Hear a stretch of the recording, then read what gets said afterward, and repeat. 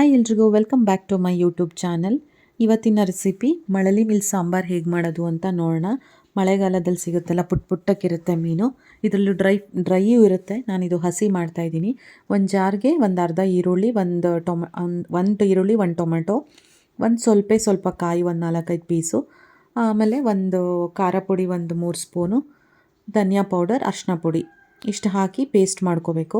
ನಾನು ಮಸಾಲೆ ಏನೂ ಫ್ರೈ ಮಾಡ್ಕೊಂಡಿಲ್ಲ, ಹಾಗಾಗಿ ಬಾಣಲಿಗೆ ಚೂರು ಎಣ್ಣೆ, ಸಾಸಿವೆ ಆ್ಯಂಡ್ ಈರುಳ್ಳಿ ಒಂದು ಅರ್ಧ ಹಾಕಬೇಕು.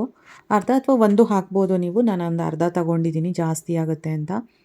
ಅದಕ್ಕೆ ಪೇಸ್ಟ್ ಏನು ಮಾಡ್ಕೊಂಡಿದ್ವಿ ಅದನ್ನು ಹಾಕಬೇಕಾಗುತ್ತೆ. ಬಿಕಾಸ್ ಅದು ನಾನು ಏನೂ ಆಯಿಲಲ್ಲಿ ಫ್ರೈ ಮಾಡ್ಕೊಂಡಿಲ್ಲ. ಎಣ್ಣೆಯಲ್ಲಿ ಫ್ರೈ ಮಾಡಿದರೆ ಬೇಡ, ಇಲ್ಲ ಅಂದರೆ ಈ ಥರ ಫ್ರೈ ಮಾಡಿಲ್ಲ ಅಂದರೆ ಎಣ್ಣೆಗೆ ಈ ಥರ ಹಾಕಿ ಒಂದು 2 ನಿಮಿಷ ಇದು ಮಾಡೋದ್ರಿಂದ ಹಸಿ ಸ್ಮೆಲ್ ಹೋಗುತ್ತೆ. ಸೊ ಹಾಗಾಗಿ ಒಂದು 2 ನಿಮಿಷ ಫ್ರೈ ಮಾಡ್ಕೋಬೇಕು ಚೆನ್ನಾಗಿ.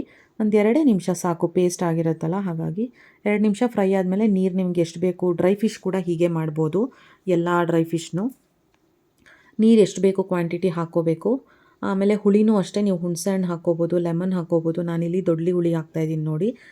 ಇದು ತುಂಬ ಚೆನ್ನಾಗಿರುತ್ತೆ, ನಮಗಿದು ಮನೆಯಲ್ಲಿ ಸಿಗುತ್ತೆ. ಹಾಗಾಗಿ ಅಷ್ಟು ಹಾಕಿದ್ಮೇಲೆ ನನಗೆ ಉಪ್ಪು ಖಾರ ಸ್ವಲ್ಪ ಕಡಿಮೆ ಅನಿಸಿದ್ರೆ ನೀವು ಕೂಡ ಮತ್ತೆ ಹಾಕ್ಕೋಬೋದು. ಫಿಶ್ ನೋಡಿ ಇಷ್ಟೇ ಪುಟ್ಟಕ್ಕಿರುತ್ತೆ ಮಳ್ಳಿ ಮೀನು ಅಂತ. ಇದು ಮಳೆಯಲ್ಲಿ ಮಾತ್ರ ಸಿಗೋದು.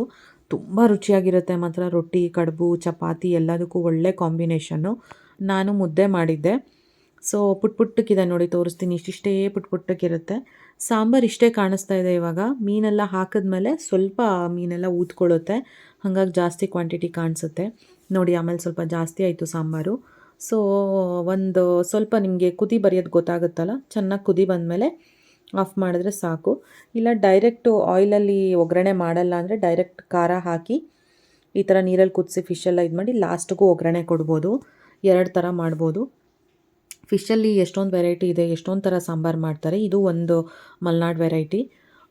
ಸೊ ತುಂಬ ಚೆನ್ನಾಗಿರುತ್ತೆ. ಮುದ್ದೆ ರೊಟ್ಟಿಗೆಲ್ಲ ಟ್ರೈ ಮಾಡಿ ನೀವು. ಹೇಗಿತ್ತು ಅಂತ ಕಮೆಂಟ್ ಮಾಡಿ. ಆ್ಯಂಡ್ ನಿಮಗೆಲ್ಲ ಮಳೆಯಲ್ಲಿ ಏನೇನು ಮೀನು ಸಿಗುತ್ತೆ ಅಂತ ಕಮೆಂಟ್ ಮಾಡಿ ತಿಳಿಸಿ. ನೀವು ಹೇಗೆ ಮಾಡ್ತೀರಾ ಅಂತ ಹೇಳಿ. Thank you for watching this vlog. See you in the next vlog.